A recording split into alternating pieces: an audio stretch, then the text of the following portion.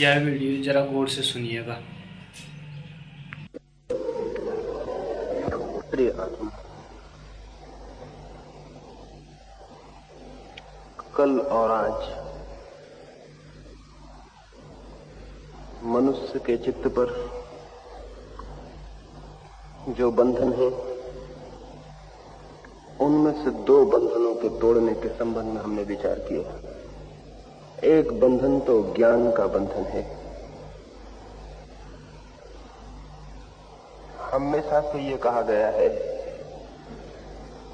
कि मनुष्य अगर अपने अज्ञान को छोड़ सके तो वो सत्य को पा सकेगा। लेकिन मैंने आपसे ये कहा कि इसके पहले कि मनुष्य अपने अज्ञान को छोड़े, जिस ज्ञान को उसने दूसरों से सीख लिया है, उस ज्ञान को छोड़ना और भी जरूरी है। उधार ज्ञान अज्ञान से भी ज्यादा घातक है। जो ज्ञान स्वयं का नहीं है, वो मुक्त नहीं करता बल्कि बांध लेता है। ये संबंध में कल हमने चर्चा की। आज सुबह मनुष्य एक यंत्र है और उसे भ्रम है कि वो एक आत्मा जैसा व्यवहार कर रहा है। मनुष्य आत्मा हो सकता है लेकिन है नहीं। मनुष्य एक सचेतन प्राणी हो सकता है लेकिन है नहीं। और जिसको ये भ्रम पैदा हो जाता है कि अभी ही वो आत्मा है, वो आत्मा की खोज में हमेशा के लिए पिछड़ जाएगा। एक बीज है, बीज वृक्ष हो सकता है लेकिन वृक्ष है नहीं। और किसी बीज को अगर ये ख्याल पैदा हो जाए कि वो वृक्ष हो गया है, तो फिर उस बीज के वृक्ष होने की सभी संभावनाएं समाप्त हो गई। बीज को ये जानना ही होगा कि वो वृक्ष नहीं है, तभी उसके प्राणों में वृक्ष बनने की अभिलाषा जागेगी, प्यास उठेगी और वो वृक्ष हो सकता है। बीज वृक्ष हो सकता है नहीं। मनुष्य एक जागृत आत्मा हो सकता है लेकिन है नहीं। हमारा सामान्य जीवन अत्यंत यांत्रिक मैकेनिकल है। उसका कॉन्शियसनेस से, उसका चेतना से अभी कोई संबंध नहीं। इस संबंध में सुबह हमने बात की। इन दोनों चर्चाओं पर बहुत से प्रश्न यहां मेरे पास आए, उन पर थोड़ा सा विचार इस दोपहर हम करेंगे। सबसे पहले एक मित्र ने पूछा है कि कहा जाता है कि ध्यान से शांति मिलेगी।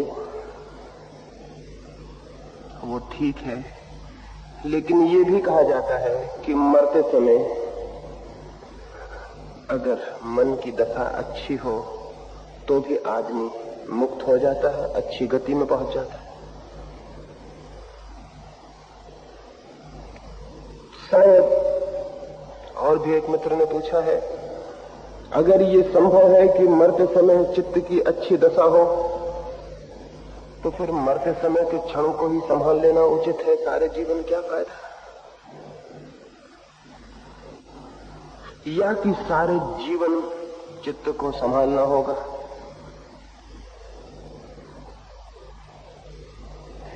ये जो कहा जाता रहा है कि मरते समय चित्त की जैसी दशा होगी, अच्छी होगी, शुभ होगी, तो पर्याप्त है। और इसलिए मरते वक्त गीता सुना दें, उपनिषद सुना दें, कुछ और सुना दें, तो जो मर रहा है उसकी आत्मा शुद्ध हो जाएगी और पवित्र हो जाएगी। ये बातें अत्यंत धोखे की, अत्यंत झूठ है। और ये मनुष्य की अपने आप को धोखा देने की जो प्रवृत्ति है, उसके सबूत है। मृत्यु के क्षण में चित्त की दशा वही होती है जो जीवन भर का सार संक्षिप्त होता है। जीवन भर चेतना ने जिस भांति गति की है, उसका ही अत्यंत सारभूत अंश मृत्यु के समय मनुष्य के समक्ष होता है। मृत्यु सारे जीवन का आकलन है। मृत्यु है सारे जीवन का निचोड़। तो ये नहीं हो सकता कि सारे जीवन हिंसा की हो, मृत्यु के क्षण अहिंसा का विचार मन में आ जाए, ये असंभव है। मृत्यु तो है निष्कर्ष पूरे जीवन का। ये नहीं हो सकता कि सारे जीवन घृणा की हो, क्रोध किया हो और मरते क्षण चित्त प्रेम से भर जाए। इससे ज्यादा असंभव और कोई बात नहीं हो सकती। मृत्यु के क्षण में तो जीवन भर का जो जोड़ है, जीवन भर चित्त की जो दशा है, जो कंटिन्यूटी है, जो क्रम है, वही अपने शिखर पर पहुंच जाएगा। जैसा मैंने कल आपको कहा, ये नहीं हो सकता कि बीज हम कड़वे बोएं और फल मीठे आ जाए। बीज यात्रा की शुरुआत है, फल उसका अंत। फल बीज की मृत्यु है, वहां जाके बीज की यात्रा समाप्त होती। तो बीज में जो छिपा था वही फल में प्रकट होगा। जीवन भर चित्त ने जो कुछ अर्जित किया है, मृत्यु के क्षण में चित्त उसी के साथ होगा। इसलिए इस धोखे में कोई भी ना रहे कि मृत्यु के क्षण को हम सुधार लेंगे। पूरे जीवन को जो बदलता है वही मृत्यु को भी बदलने में समर्थ होता है। लेकिन चूंकि हम तरकीबें शॉर्टकट निकालने के हमेशा उत्सुक होते हैं, जीवन भर कुछ भी करें, मरते वक्त गीता सुन लेंगे, कान में कोई मंत्र बोल देगा और सब ठीक हो जाएगा। इस तरह की धोखी धड़ियां हो सकता है आदमी की दुनिया में चलती हैं, लेकिन परमात्मा की दुनिया में नहीं चल सकती। मैंने एक घटना सुनी। एक आदमी मरण शैया पर था।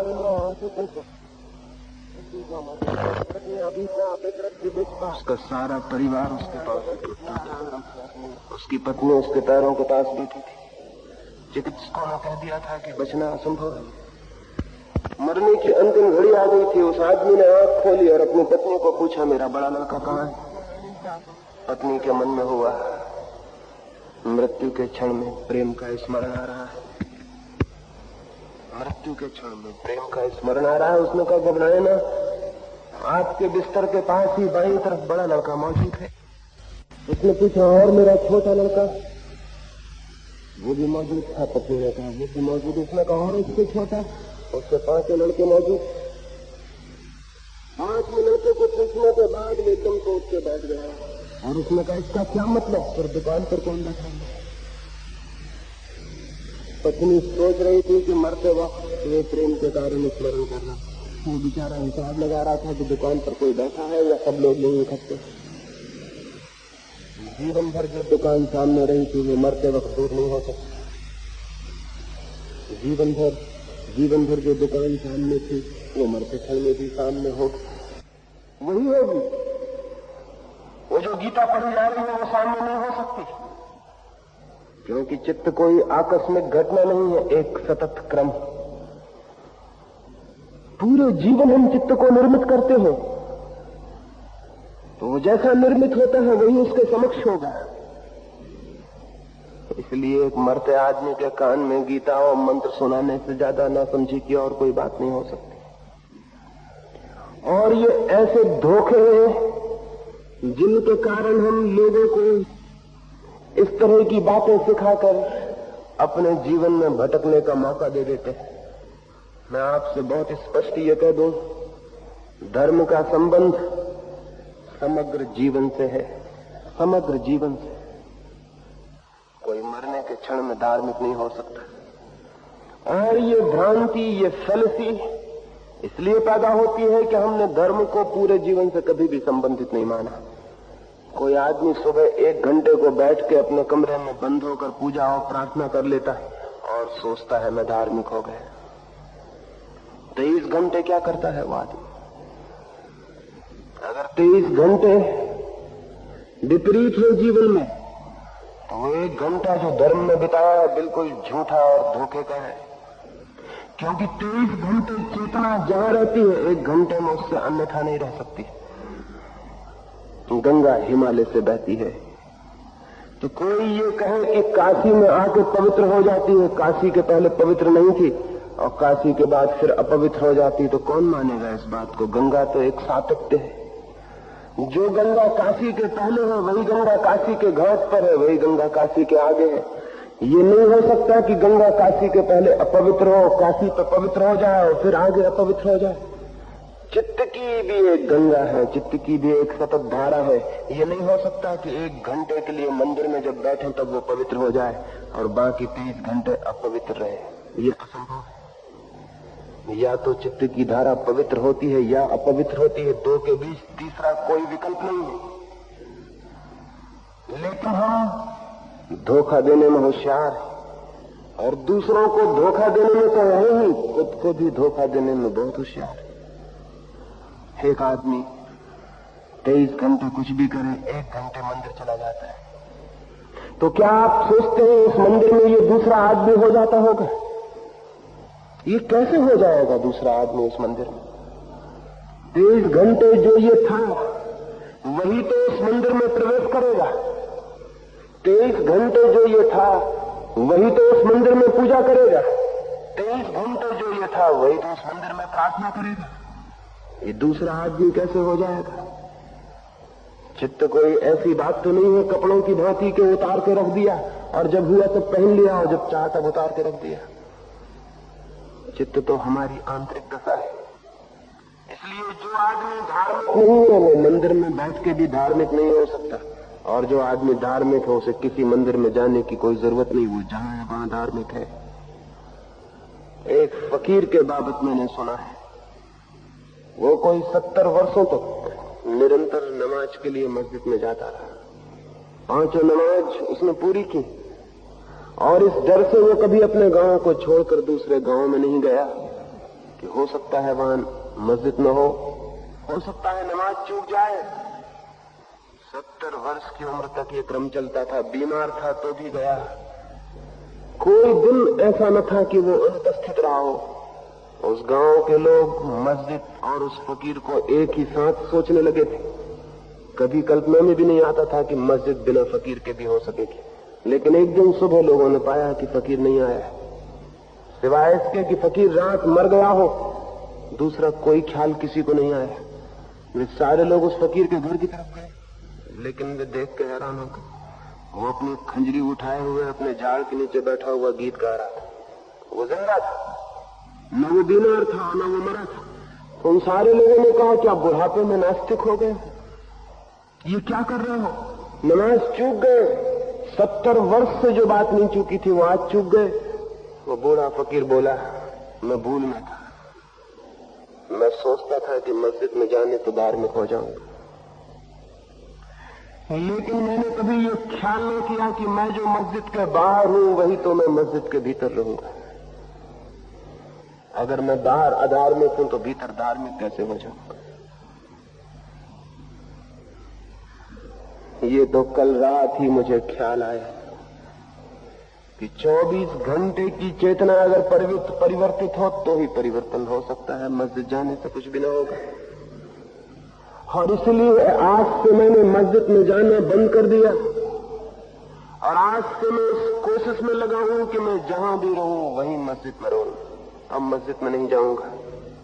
2 तरह के लोग हैं, एक तो वे जो मंदिरों में जाएं और सोचें कि धार्मिक हो गए, और एक वे जो चित्त को इस भांति बनाएं कि वे जहां बैठे हों वहीं मंदिर हो। दूसरे तरह के व्यक्ति को ही मैं धार्मिक कहता हूं। वो जहां बैठा हो वहां मंदिर हो, उसकी मौजूदगी मंदिर हो, उसकी चेतना की सतत पवित्रता, उसकी चेतना का सतत आनंद, उसकी चेतना का सतत सौंदर्य, उसकी चेतना की सतत शांति और संगीत उसे धार्मिक बनाएंगे। इसी भ्रम ने कि हम थोड़ी देर को धार्मिक हो सकते हैं, ये भी भ्रम पैदा कर दिया कि मरते वक्त अगर हम धार्मिक हो गए तो बात सब ठीक हो जाएगी। धार्मिक जीवन में इस बात से जितनी हानि पहुंची है और किसी बात से नहीं पहुंची। मनुष्य को समग्र आमूल चेतना बदलनी होती है, पूरी चेतना बदलनी होती है। खंड खंड और टुकड़ों टुकड़ों में बदलाहट का कोई उपाय नहीं। चेतना है अखंड, इकट्ठी, और इसकी धारा है सतत, उसे पूरा ही बदलना होता है। तो जो व्यक्ति जीवन भर अपनी चेतना के जागरण में संलग्न होता है, उसकी शांति के लिए सतत प्रयासशील होता है।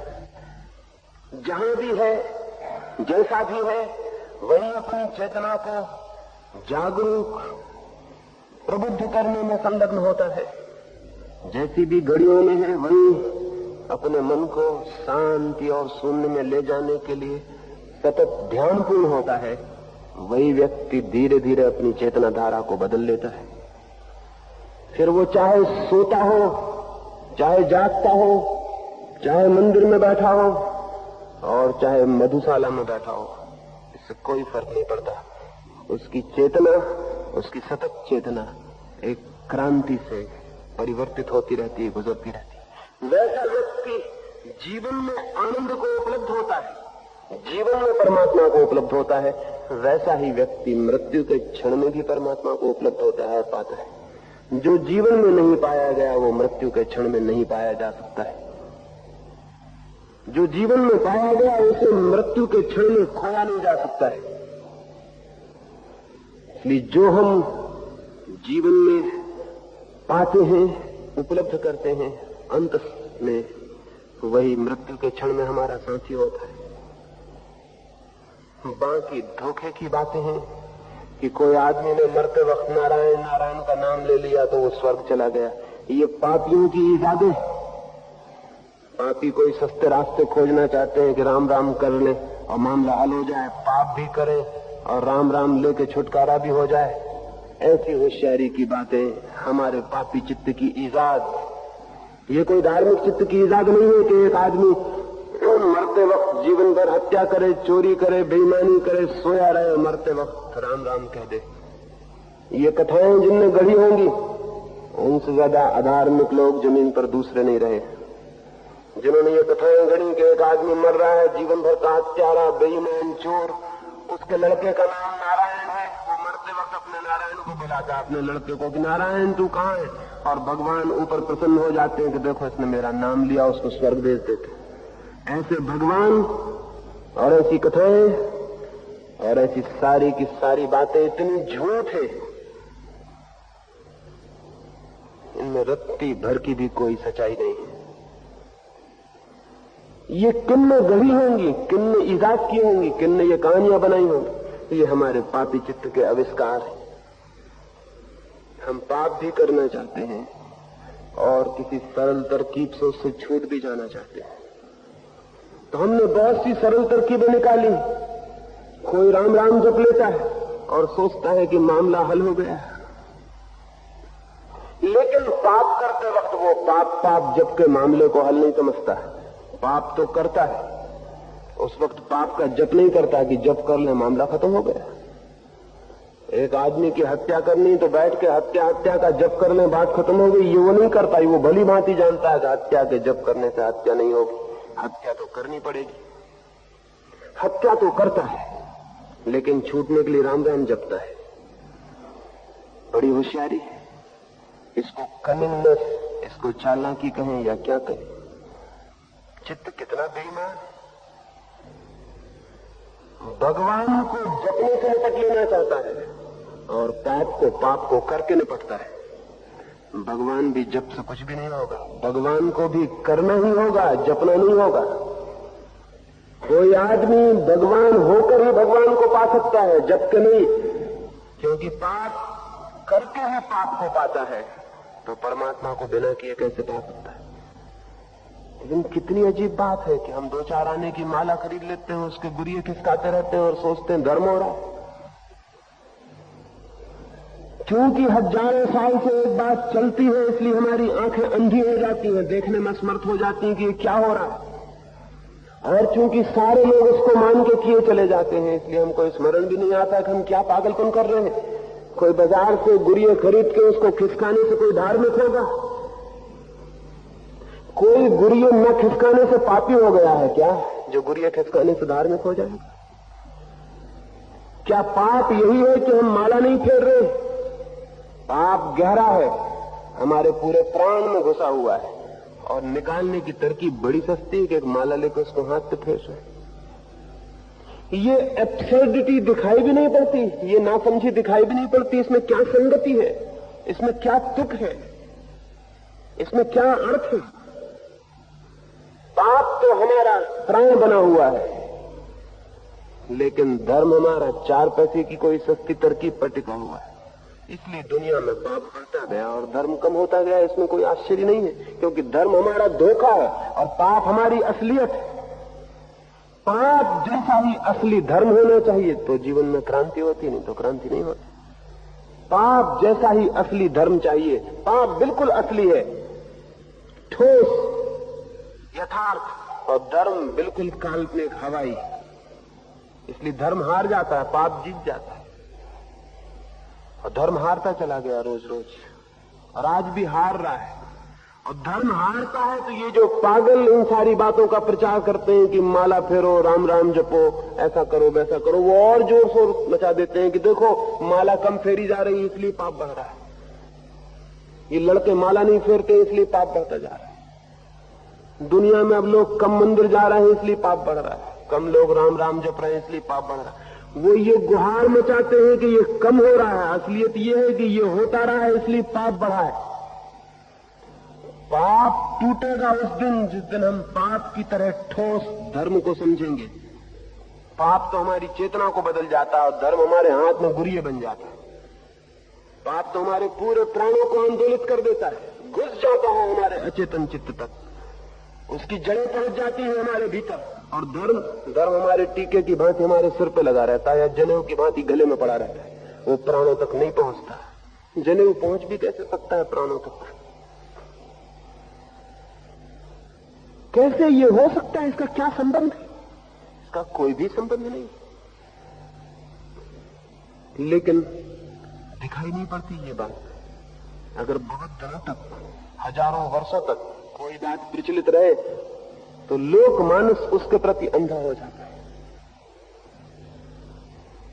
अरस्तु ने, जो कि पश्चिम में तर्क का और विचार का पिता समझा जाता है, उसने अपनी किताबों में ऐसी बेवकूफियां लिखी हैं जो कि उस समय प्रचलित थी और उसे ख्याल भी नहीं आया कि ये ना समझिए, लेकिन चूंकि प्रचलित थी उसने लिख दी। उसे ख्याल भी नहीं आया कि बिल्कुल गलत है, लेकिन हजारों साल से यूनान में चल रही थी, वो भी उन्हीं के बीच पला था, वो भी उसके दिमाग में भर गई थी, उसको भी दिखाई नहीं पड़ा कि ये क्या हम कह रहे हैं। उसने लिखा है औरतों के दांत पुरुषों से कम होते, क्योंकि यूनान में माना जाता था स्त्रियों के दांत पुरुषों से कम होते। असल यह है कि पुरुष कभी मानने को राजी ही नहीं हो सके हैं कि स्त्रियां किसी भी बात में उनके समान हो सकती हैं, दांत में भी कैसे समान हो सकती। पुरुष का अहंकार ये मानने को राजी नहीं है कि स्त्रियां उसके समान हो सकती हैं किसी भी मामले में। इसलिए पुरुषों ने जो शास्त्र लिखे उनमें स्त्रियों को मोक्ष जाने का अधिकार नहीं दिया। पहले उनको पुरुष जन्म लेना पड़ेगा, फिर वो मोक्ष जा सकते। पुरुषों ने जो शास्त्र लिखे उनमें लिखा कि स्त्रियां नरक के द्वार है। बड़े हैरानी की बात है, अगर स्त्रियां नरक के द्वार है तो फिर कोई स्त्री अब तक नरक में जा सकी होगी, क्योंकि उसके लिए द्वार कहां है? पुरुष तो नरक चले गए होंगे, स्त्री कहां गई होगी? अगर स्त्रियां शास्त्र लिखती तो वो लिखती पुरुष नरक के द्वार है, लेकिन उन्होंने कोई शास्त्र नहीं लिखे, झंझट में वो नहीं पड़ी। अरस्तु ने यूनान में सुन रखा कि स्त्रियों के दांत कम है, उसने लिख दिया। और अजीब बात थी, उसकी एक औरत नहीं थी, 2 औरतें थी उसके पास, और वो किसी भी समय श्रीमती अरस्तु को कह सकता था कि देवी बैठो जरा मैं तुम्हारे दांत गिन लूं, लेकिन नहीं गिने। गिनने की कोई जरूरत नहीं समझी, लिख दी किताब में, बात चलती थी, सारी दुनिया कहती थी, तो उसमें शक क्या था? और कोई शक करता तो शायद ना समझ समझा जाता। 1000 साल बाद अरस्तु के मरने के बाद भी ये माना जाता था कि स्त्रियों के दांत कम है। जिस आदमी ने पहली दफा स्त्रियों के दांत गिने, लोगों ने उसको पत्थर मारे। तुम हमारी परंपरा तोड़ गए, ये कभी हुआ है? हजारों साल से अरस्तु जैसे महान विचारक में भी लिखा हुआ है कि स्त्रियों के दांत कम होते हैं। तुम्हारी स्त्री के दांतों में कोई खराबी होगी, कोई ज्यादा उगाए होंगे, बराबर कभी हो नहीं सकते। ऐसी अंधी हो जाती है हमारी चित्त की दशा, देखने में असमर्थ हो जाते हैं, सोचने में असमर्थ हो जाते हैं। हजारों वर्ष का प्रचार हमारे प्राणों को बधिर और अंधा कर देता है। ऐसे अंधेपन में हम खड़े हैं। धर्म के नाम पर हजारों साल की नासमझियां हमारे ऊपर इकट्ठी हो गई। कल रात मैंने कहा कि मैंने एक साधु की मुंह पट्टी अलग कर ली। मुझे क्या प्रयोजन है किसी की मुंह पट्टी अलग करने से? कोई सिर पे जूता भी रखे रहे तो मुझे क्या प्रयोजन अलग करने से? इसलिए ताकि मैं देख सकूं कि ये आदमी कहीं मुंह पट्टी से बंधा हुआ तो नहीं, तो एक मित्र को दुख हो गया होगा, वो मुंह पट्टी वाले होंगे। उन्होंने प्रश्न पूछा हुआ है, कि ये तो बड़ा अन्याय किया आपने, बड़ा अनुचित किया कि किसी की मुंह पट्टी छीन। मुंह पट्टी तो कोई अपनी प्रार्थना करने के लिए मुंह पट्टी बांधता है।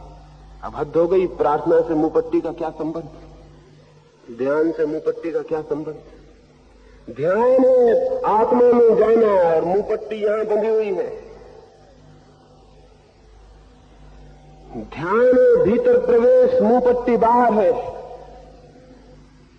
बाहर की कोई भी चीज भीतर ले जाने में समर्थ नहीं है। कोई भी चीज, न बाहर की प्रतिमा, न बाहर के शास्त्र, न बाहर का कोई और उपकरण, जो बाहर है, जो उसको पकड़ेगा वो बाहर रुक जाएगा उसके कारण।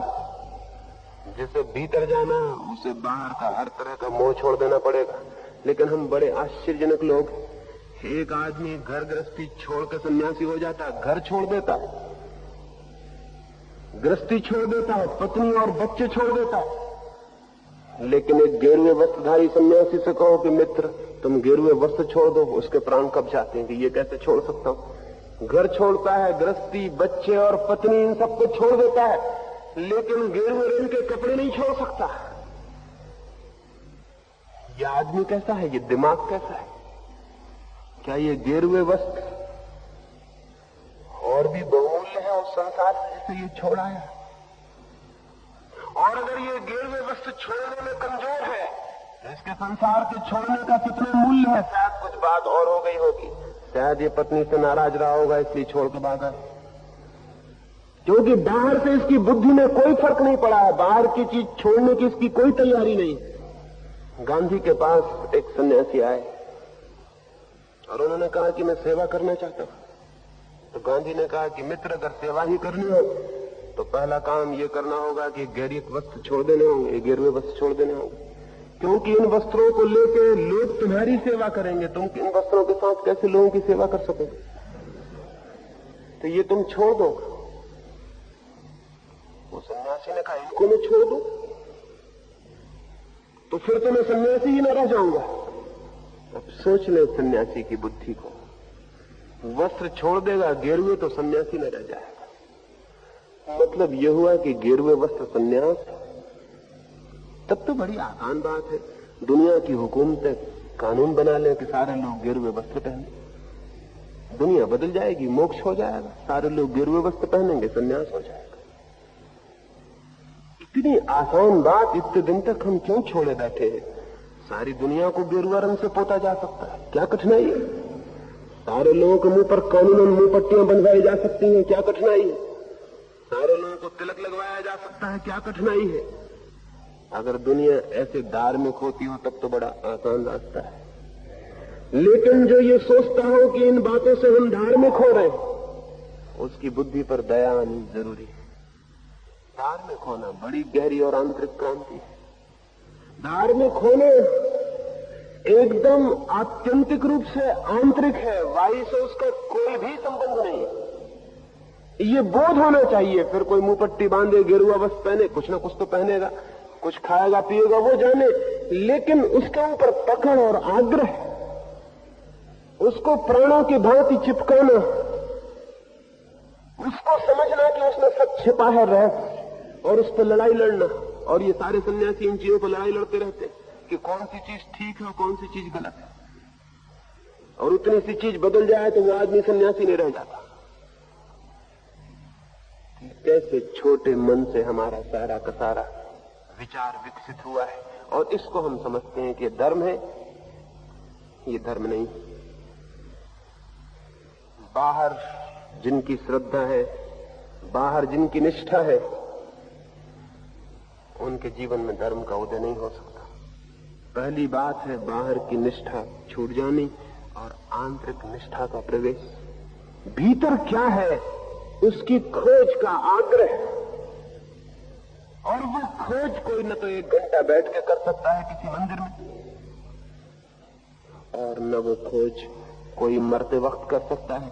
ये तो पूरे जीवन का समग्र उपक्रम होगा। ये तो टोटल लाइफ, वो जो पूरा हमारा जीवन है, उसके कण कण और रत्ती रत्ती में और श्वास श्वास में प्रविष्ट हो जानी होगी ये बात, तो ही ये परिवर्तन हो सकता है, नहीं तो ये नहीं हो सकता। एक फकीर से जापान में एक राजा मिलने गया। सोचा होगा उसने वो जो फकीर बैठ कर ध्यान कर रहा होगा, प्रार्थना कर रहा होगा, पूजा कर रहा होगा, पाठ पढ़ रहा होगा, भगवान की स्तुति कर रहा होगा, ये सोचा होगा उसके।